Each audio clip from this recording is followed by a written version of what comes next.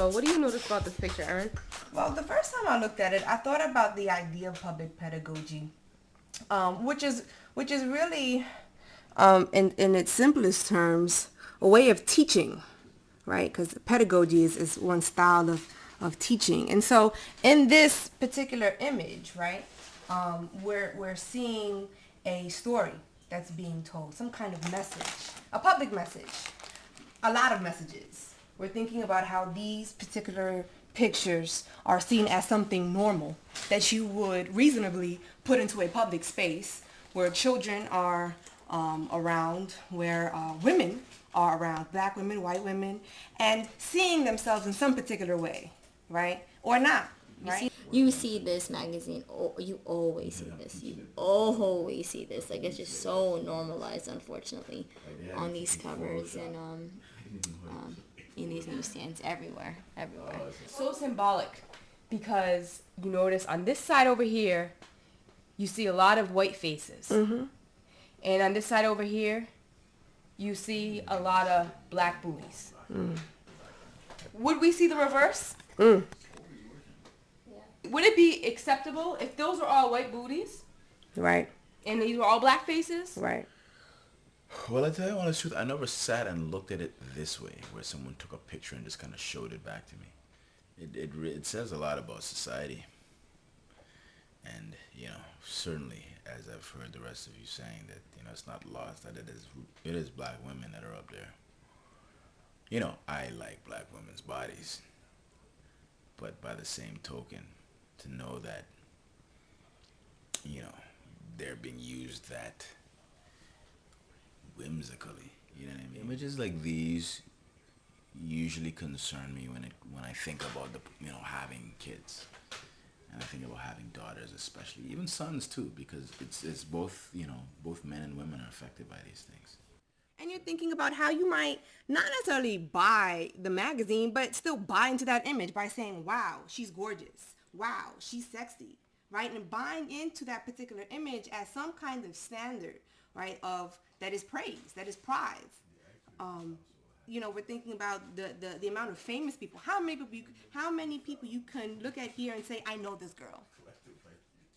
I know something about her life. She's important in some way.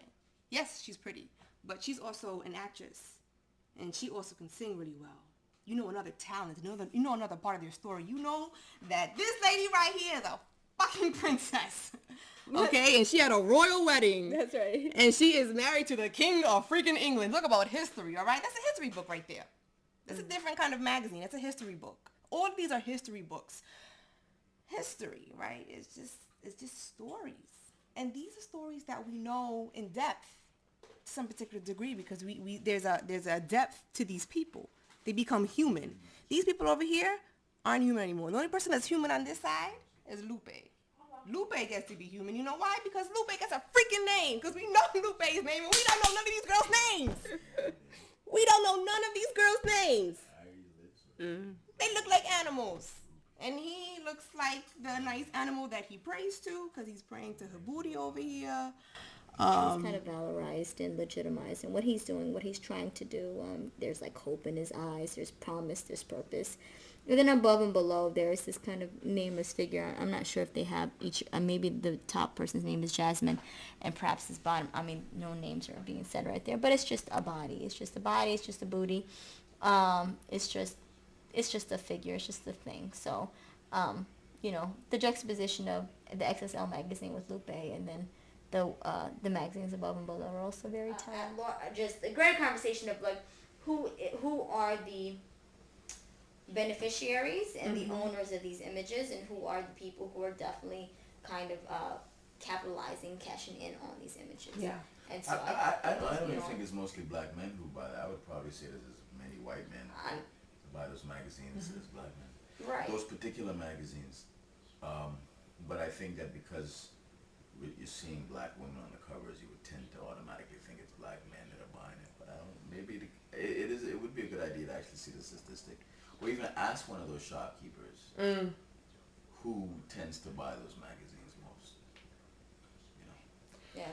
I want to interview somebody who works there. I think that would be a really good idea. I think that's an excellent point, because I think there's two kinds of consumptions that happens here.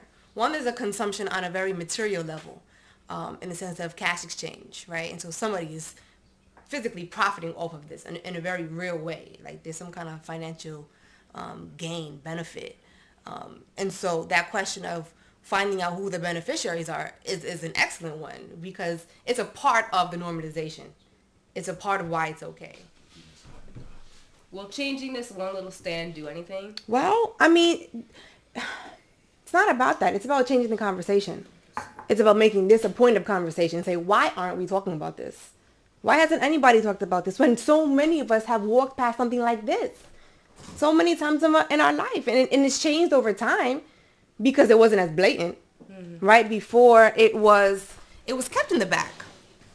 You know, it was because it was seen as smut, right? It was seen as dirty magazines. And dirty magazines, that's an old tradition. That ain't nothing new. But there was a different kind of, I wouldn't necessarily say grace, but I kind of would, in the sense that there's a way in which these pictures could be beautiful, right? They could be. I don't think that it's not pornography. Right. I think there's a way in which you can take a picture of this, and that visual piece could be something that you could appreciate, right? For the beauty, because I think those bodies are beautiful. I think I think the skin is beautiful. I think the juiciness is beautiful. So it's also beautiful, and it should be beautiful. It should be beautiful, and I think in the right space and in the right context, it is very beautiful, very, very beautiful. What kills me is that it becomes so saturated, right, with a layer of with a layer of pornography, which is why earlier I almost called it pornography, because there's an element to pornography that's different from erotica, right? That's an element of power, of control.